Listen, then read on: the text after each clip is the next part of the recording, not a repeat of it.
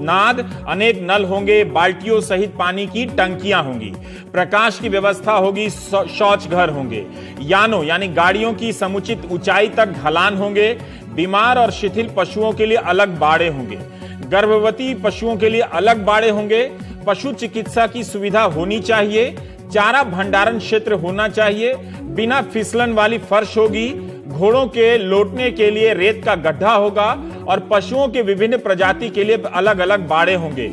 ये सारे नियम होंगे पशु मंडियों के लिए नया ढांचा तैयार करने के लिए। इतना सारा कौन पैसा देगा? कई जगहों पर खुले खेत में ही पशुओं का साप्ताहिक मेला लग जाता है, खरीद बिक्री हो जाती है और खेल खत्म। इस हिसाब से तो सैकड़ों की संख्या में लगने वाले, सैकड़ों ने हजारों की संख्या में लगने वाले पशु मेले बंद हो सकते हैं। जब तक इन सुविधाओं से मेले की जगह लैस नहीं होगी, पशु बाजार मॉनिटरिंग समिति खरीद बिक्री की अनुमति नहीं दे सकती है। यही नहीं, इन मंडियों में नियम का पालन हो रहा है, इसकी जांच के लिए एक अधिकारी औचक निरीक्षण करेगा, रिकॉर्ड देखेगा, किसी मवेशी के लिए क्रूरता देखेगा तो मवेशी को जब्त कर लेगा। नोटिफिकेशन में लिखा है कि पशु बाजार मॉनिटरिंग समिति पशु चिकित्सा निरीक्षक, उनकी सहायता के लिए पैरा पशु चिकित्सा कर्मचारी को अधिकृत करेगा। सोचिए इतने डॉक्टर कहां से आएंगे।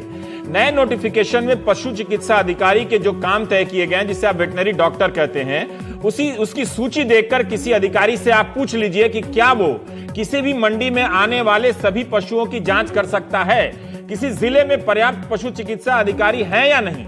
बहरहाल अब हर बाजार में तैनात पशु चिकित्सा अधिकारी वहां आने वाले हर पशु की जांच करेगा, उतरते वक्त जांच करेगा और ले जाते वक्त जांच करेगा, संभाल कर मवेशी और दस्तावेजों की जांच करेगा। इस नोटिफिकेशन में यह भी कहा गया है कि पशु बाजार में मरे पशुओं सहित सभी पशुओं की लाशों को भस्म कर दिया जाएगा और उनके चमड़े के लिए बेचा नहीं जाएगा या उनका चमड़ा उतारा नहीं जाएगा। यह समझ में नहीं आया कि लाशों को कहां भस्म करेगा, अधिकारी कैसे करेगा, क्या इसके लिए भी कुछ व्यवस्था होनी है? और मरे हुए पशु की खाल तो पारंपरिक रूप से उतारी जाती रही है, जिससे स्थानीय स्तर पर चमड़ा कारोबार बना है, उसकी एक अपनी अर्थव्यवस्था है। क्या इससे असर नहीं पड़ेगा ग्रामीण अर्थव्यवस्था पर?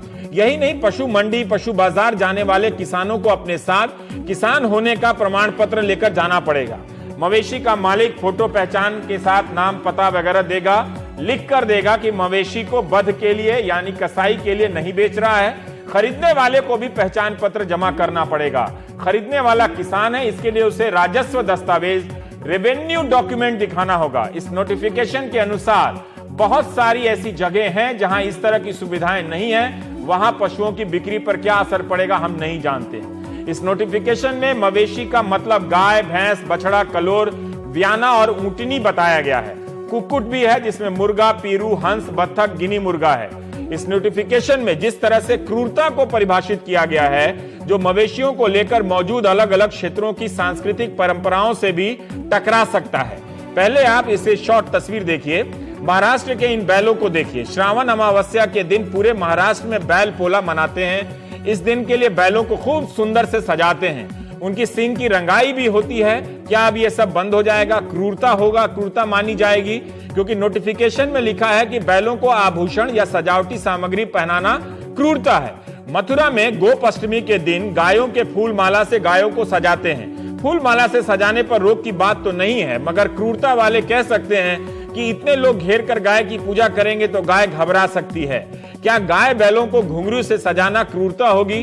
नोटिफिकेशन के अनुसार नाक या नकेल या लगाम को खींचना, झटकना और झकझोरना मना है। क्या बगैर नकेल खींचे भैंस और बैल को नियंत्रित कर सकते हैं? क्या भैंस और बैल को नाम से बुलाने पर वो लोग मान जाएंगे? वैसे किसानों को बता दिया जाए कि डंडे या पैने से मारना भी क्रूरता में गिना जा रहा है। करनाल के पशुपालक किसान राम सिंह ने अपने बैल के गले में घुंघरू बांधी, नाच भी बदलकर बताया कि किस तरह से करते हैं। मेलों में इनकी सजावटी सामग्री मिलती है, इनकी दुकानों में रंग बिरंगी रस्सियां होती हैं, ये सब कारोबार होता है। ये नाल है जी, नाल। हाँ, ये क्यों पहना रखा है? तो काबू रहता है जी। हाँ। ये अच्छा लगता है इसको पाया हुआ। अच्छा, ये आपने और बैलों को भी ऐसे पहना रखा है? हाँ जी। बहुत पैसा लगाते हैं जी लोग जो शौकीन लोग हैं वो तो बहुत आपकी उम्मीद से भी ज्यादा पैसा लगा देते हैं जी। लोग तो अपने से भी ज्यादा खर्चा कर देते हैं जी अपने पशुओं के ऊपर जी। इसलिए इस बहस में पशुपालकों और मवेशियों के सामान बेचने वाले दुकानदारों, उन्हें बनाने वाले उत्पादकों की भी एंट्री होनी चाहिए। अभी तक मांस व्यापारी ही अपनी बात रख रहे हैं। नोटिफिकेशन की कई ऐसी बातें मवेशी और पशुपालक के दैनिक रिश्ते को प्रभावित कर सकती है। नोटिफिकेशन में लिखा है कि पशु को दूध पीने से रोकने के लिए छीका का प्रयोग करना क्रूरता है। राम सिंह, इस तस्वीर में आप देखिए कि बछड़े के मुंह में जो लगा रहे हैं उसे ही छीका कहते हैं, कहीं कहीं जाब कहते हैं। किसानों या पशुपालकों के पास छीका लगाने के अपने अपने तर्क हैं। इसके ये फायदे हैं कि एक तो मिट्टी नहीं खाता, मिट्टी और एक ये जब इसको माँ का दूध पिला के इसको बांध के छोड़ देते और अपना माँ का दूध नहीं पीता बार बार, ये नहीं खाता, पेट वगैरह स्वस्थ रहता है। वो कोई आलतू फालतू बेकार के खोल देते हैं। अब ये सब क्रूरता है। अब बगैर पशु चिकित्सक के आप अपनी गाय या भैंस को नाल से दवा तक नहीं पिला सकते हैं। ज्यादा समय तक के लिए छोटी रस्सी पर खूंटी से बांधना क्रूरता है। पशु को कंट्रोल करने के लिए पूंछ, थूथन या कान मरोड़ना क्रूरता है। इस तरह के नियम बनाए गए हैं। हो सकता है कि ये नियम सरकार कड़ाई से लागू ना करे, मगर किताब में होने से बहुत से एनजीओ पशुपालकों पर अनावश्यक दबाव डाल सकते हैं। चेकिंग में मवेशी पकड़े जाएंगे तो ये सब भी अपराध के तौर पर गिने जाएंगे कि नाथ लगाया था, घुंघरू पहनाया था, वगैरह वगैरह।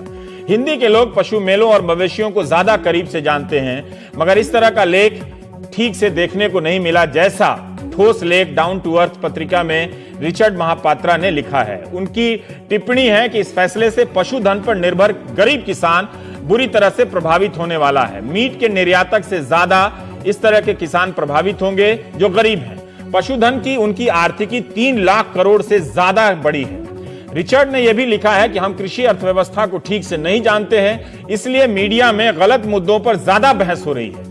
2010 से 11 में पशुधन से 3.5 लाख करोड़ का आउटपुट जनरेट हुआ था, जो खेती की जीडीपी का 28% था, देश की जीडीपी का 5%। इस कारोबार में किसी भी तरह की छेड़छाड़ से ग्रामीण अर्थव्यवस्था चरमरा सकती है।